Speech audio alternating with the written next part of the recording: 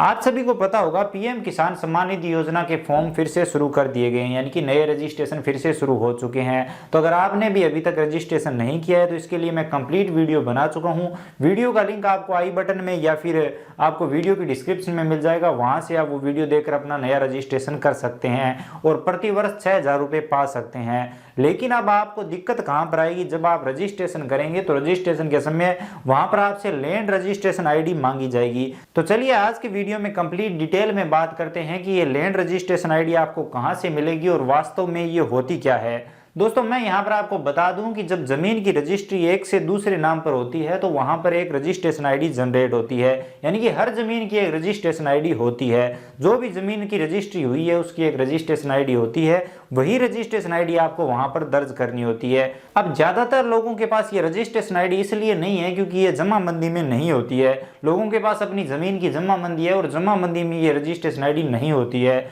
जिस कारण से लोगों को काफी दिक्कत आ रही है। अब कई स्टेट में तो क्या है कि ऑनलाइन रजिस्ट्रेशन आईडी दिखाई जा रही है, वहां से वो निकाल कर ऑनलाइन रजिस्ट्रेशन आईडी लगा सकते हैं, लेकिन ज्यादातर स्टेट में ऑनलाइन रजिस्ट्रेशन आईडी नहीं दिखाई जा रही, जिस कारण से लोगों को काफी दिक्कत आ रही है। तो अगर आपने अभी अभी अपनी जमीन को अपने नाम पर करवाया है, जमीन की रजिस्ट्री करवाई है, तो आपको ये लैंड रजिस्ट्रेशन आईडी जरूर मिली होगी, या तो एसएमएस के माध्यम से मिली होगी या फिर जो आपने रजिस्ट्री करवाई है उसमें आपको ये लैंड रजिस्ट्रेशन आईडी मिल जाएगी। अगर वहां पर नहीं मिलती है तो जो जमीन की पासबुक है उसमें आपको ये रजिस्ट्रेशन आईडी जरूर देखने को मिलेगी, वहां पर आप देख सकते हैं और वहीं से आप पीएम किसान सम्मान निधि योजना में लगा सकते हैं। इसी के साथ यहाँ पर मैं आपको बता दूं कि जमीन की रजिस्ट्री के टाइम आपने जो शपथ पत्र लगाया होगा, जो स्टाम्प लगाया होगा, उसमें भी ये रजिस्ट्रेशन आईडी मेंशन होती है, तो आप वहां पर भी देख सकते हैं। मैं यहां पर आपको पहचान के लिए बता दूं कि ये 14 से 16 अंकों की होती है। तो कुछ लोग खाता संख्या को ही लैंड रजिस्ट्रेशन आईडी बता रहे हैं, तो ऐसा नहीं है, ये अलग होती है, आपको देख लेना है, वहां पर आपको ये रजिस्ट्रेशन आईडी मिल जाएगी। लेकिन अगर आपने अभी कोई जमीन की रजिस्ट्री नहीं करवाई है, आपकी जमीन बहुत ज्यादा पुरानी है और आपके पास अपनी जमीन के डॉक्यूमेंट इसके अलावा जमाबंदी के अलावा कोई दूसरा डॉक्यूमेंट नहीं है, तो आप किस तरह से जमीन की ये लैंड रजिस्ट्रेशन आईडी देखेंगे। इसके लिए आपके पास जमीन की एक पासबुक होगी, अगर पासबुक नहीं है तो आपके पास जमीन के कुछ तो कागजात होंगे, उनमें आपको ये लैंड रजिस्ट्रेशन आईडी मिल सकती है। हालांकि जमाबंदी में ये नहीं होती है, तो आपको उन कागजात में देखना है। अगर वहां पर आपको लैंड रजिस्ट्रेशन आईडी मिल जाती है तब तो सही है, नहीं तो दूसरा ऑप्शन आपके पास सिर्फ यही है कि आपको अपने लेखपाल अर्थात पटवारी के पास जाना होगा, वहां पर आपको बताना होगा कि हमें पीएम किसान सम्मान निधि योजना के लिए रजिस्ट्रेशन करना है। वहां पर हमसे जमीन की रजिस्ट्री की आईडी अर्थात लैंड रजिस्ट्रेशन आईडी मांगी जा रही है, तो वो आप हमें प्रोवाइड करवा दीजिए ताकि हम पीएम किसान के लिए आवेदन कर सकें। तो अगर आपकी जमीन ऑनलाइन होगी तो बहुत ही आसानी से पटवारी आपकी ये लैंड रजिस्ट्रेशन आईडी आपको प्रोवाइड करवा देगा, उसके बाद आप पीएम किसान के लिए आवेदन कर सकते हैं। इसी के साथ यहाँ पर मैं आपको बता दूं कि कुछ लोग लैंड रजिस्ट्रेशन आईडी के स्थान पर खाता संख्या या फिर जमीन की खसरा संख्या दर्ज करके भी ये फॉर्म सबमिट कर रहे हैं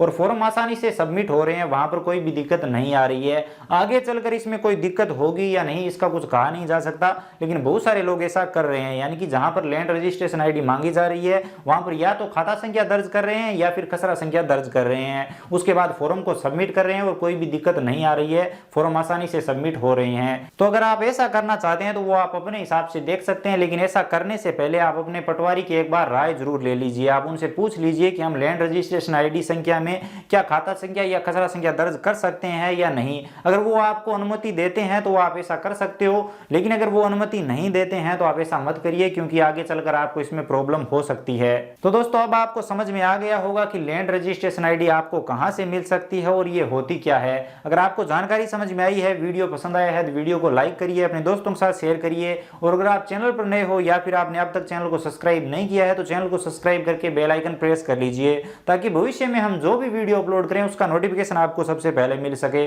इसी के साथ अगर आपके मन में कोई भी सवाल या सुझाव है या फिर पीएम किसान सम्मान निधि योजना से रिलेटेड कोई प्रॉब्लम आ रही है या फिर आपके मन में कोई और कंफ्यूजन है तो आप कमेंट में बता सकते हैं।